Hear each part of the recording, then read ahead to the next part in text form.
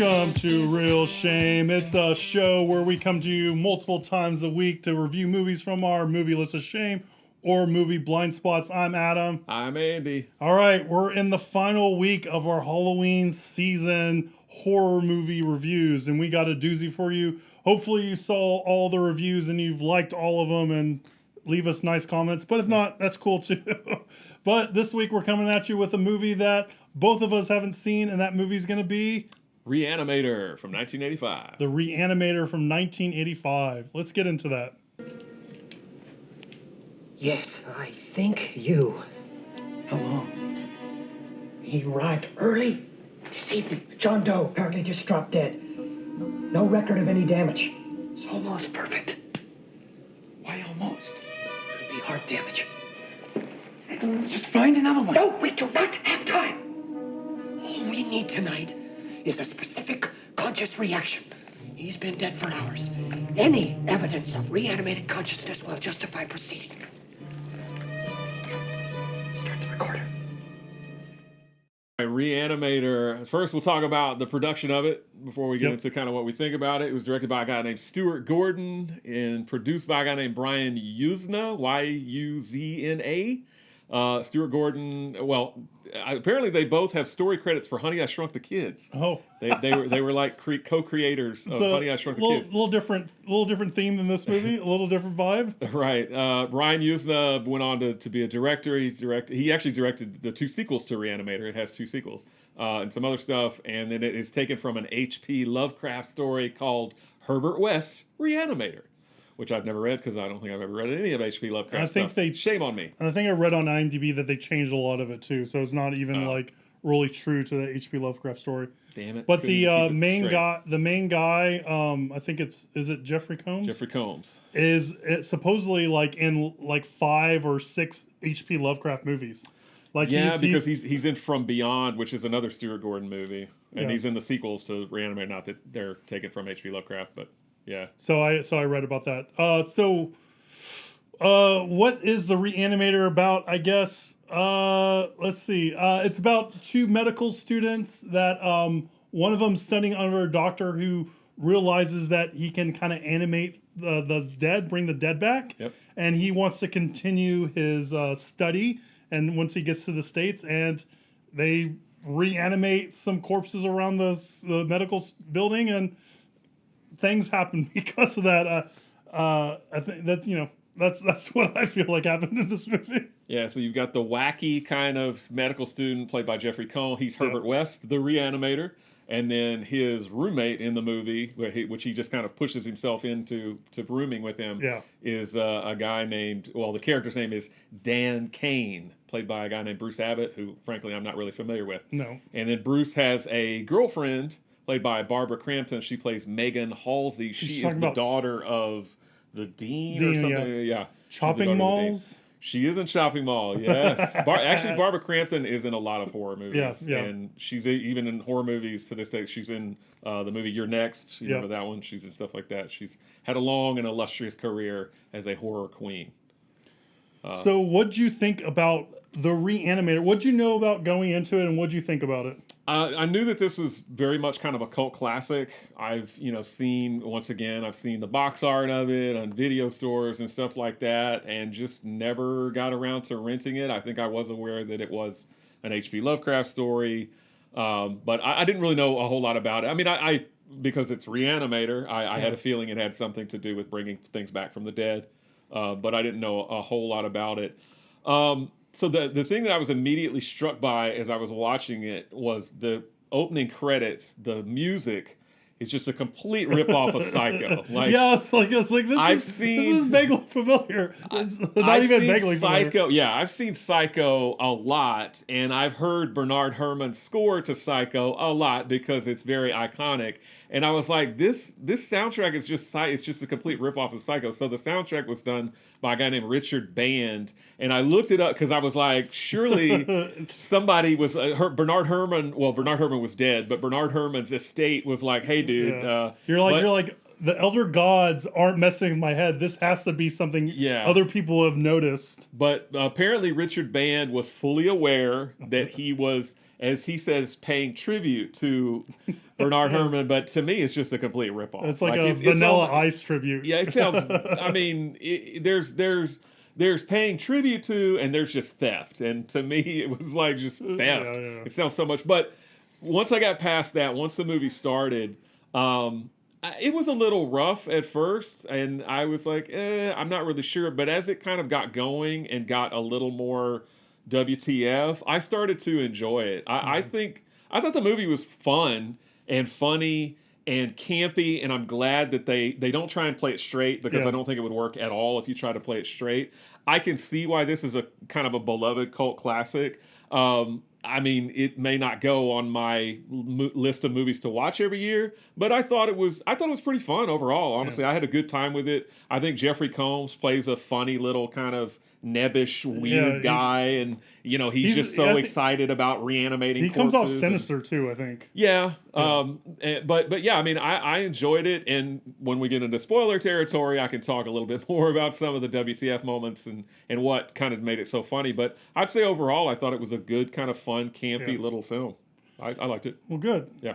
You? I'm kind of, I think I'm a little bit cooler on it, but I feel kind of the same way about it. Yeah. It does feel very low budget, and I think because it's low budget, it utilizes that fun and camp and silliness to its benefit, right? Yeah. And I do think it's good in that. I don't think it's a great movie, and I think it's okay. I'm okay with the movie. It's just I didn't know a whole lot about the movie going in, and I told you this, before that. I thought this movie was The Guyver. Like, I thought it was about like some like. Which is another Stuart Gordon movie. Yeah. Oh, is it really? Yeah, also there you go. Stuart Gordon, right? I thought it was about like someone getting like using, because I remember that glow stick looking syringe, right? But I thought like someone get injected with it and they start growing like this alien suit or this like biomechanical suit. So I was expecting that, and then when I was watching this movie, I was like, oh wait, you were like, where's Mark Hamill? He's in The Guyver. I was like, these are two completely different movies. Yeah. So yeah, I do, like I said, I'm kind of a little bit cooler on it. I do think it's fun and silly, and I like some of the campy bits. And there's some parts that I think it's really funny, but I don't know if this one's going to be like one of those ones that I kind of look forward to revisiting or anything like that. Maybe if someone's like, hey, you want to watch it? I'll be like, yeah, sure. But it's not something I think I'm going to kind of seek out or anything like that. I would definitely watch it again. I had a good enough time with it. I would watch it again. And also, I'm kind of interested to see the sequels. There's a Bride of Re-Animator, and then the third second sequel is called Beyond Re-Animator. And they both have Jeffrey Combs in them. Great titles. So I'm interested to see those. Do you want to get into spoilers? Yes. This movie is 93% fresh on Rotten Tomatoes. Yeah, it's pretty high. 82% I wonder if it's score. also like a smaller pool of reviewers. Probably so. 82% audience score, 3 stars from Roger Ebert, 3 stars from Leonard Maltin. They both enjoyed it enough, I guess. All right. Enough to give it 3 stars. Let's go into spoilers. Time.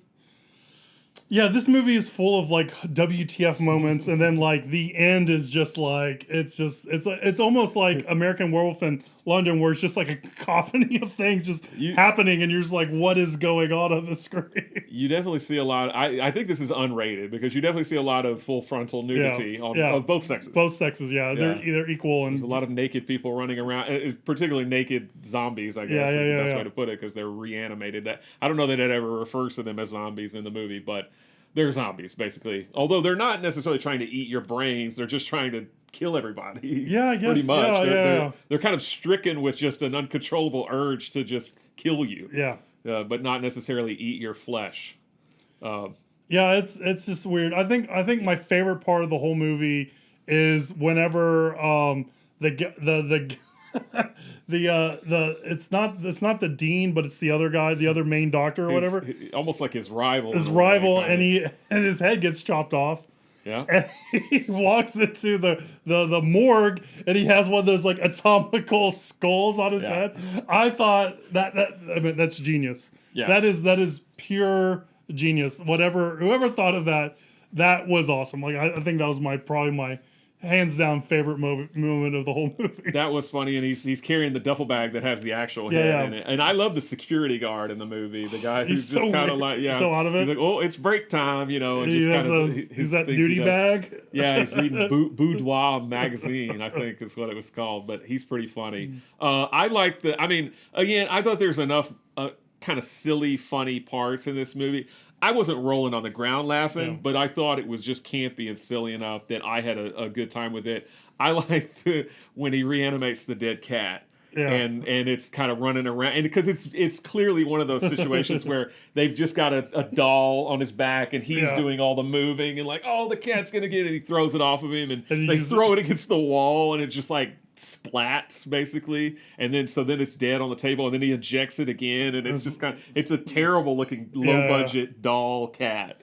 But it's supposed to be. I mean, a movie like this, they didn't have a big budget to work with. But I thought some of the things they did with when the guy does get his head cut off were kind of inventive. Like the part where he's got it held down here. The guy's actually just got his head poked through like a dummy. He like grows. Yeah, he's like twice as wide. Right? He's twice as wide because they're trying to cover up the guy's body behind it.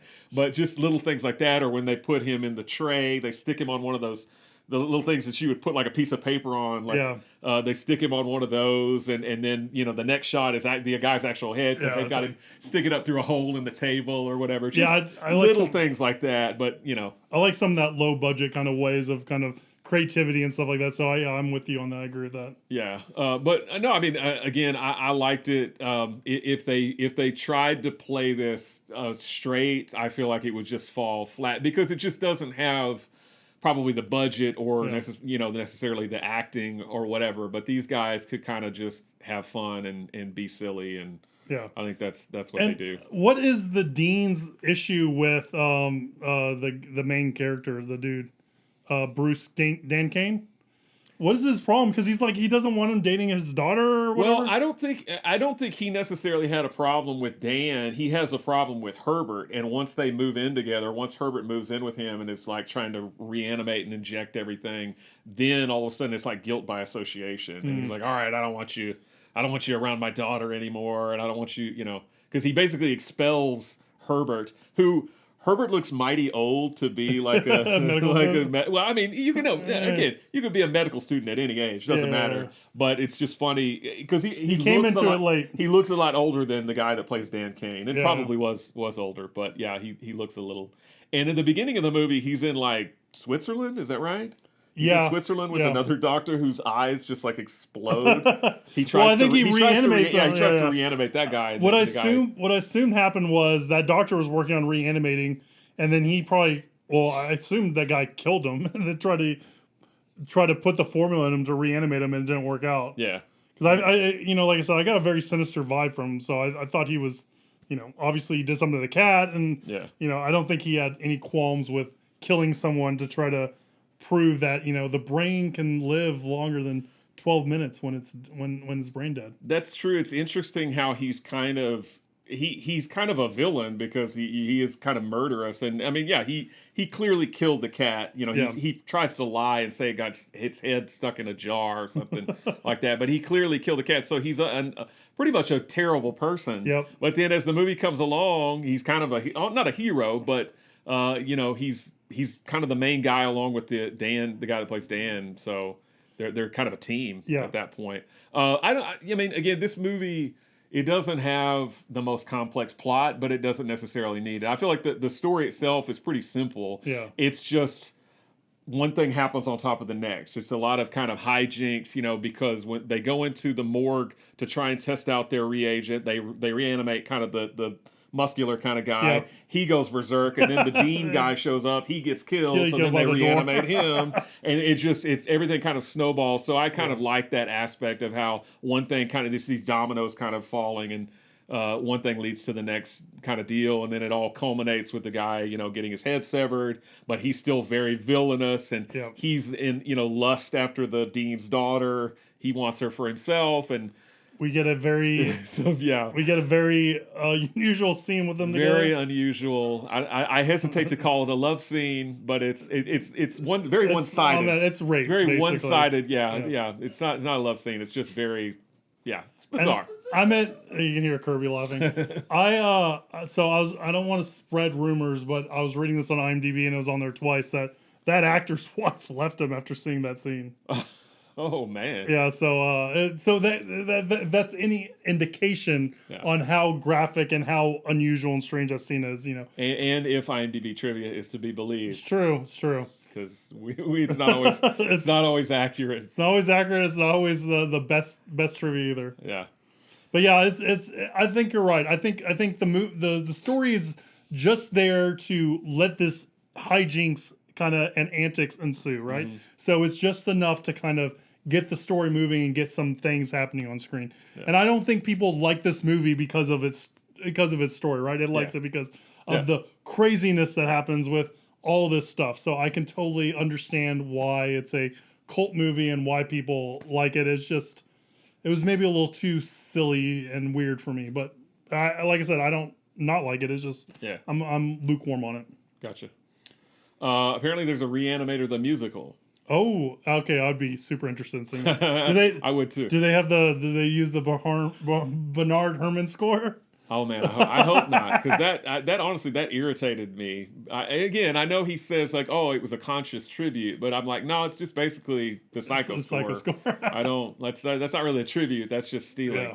But other than that, I mean, I don't know, but I hope they don't use that in Re-Animator the musical. But I would be interested to see that. Yeah, I think that sounds like a fun night watching a Re-Animator musical. Right. Do you think it has as much nudity as the musical? I hope so. I don't know. I mean, they did Coriolanus in the nude, like some production company. So I'm sure you can do almost any play in the nude. Yeah. Or musical for that matter. Yeah.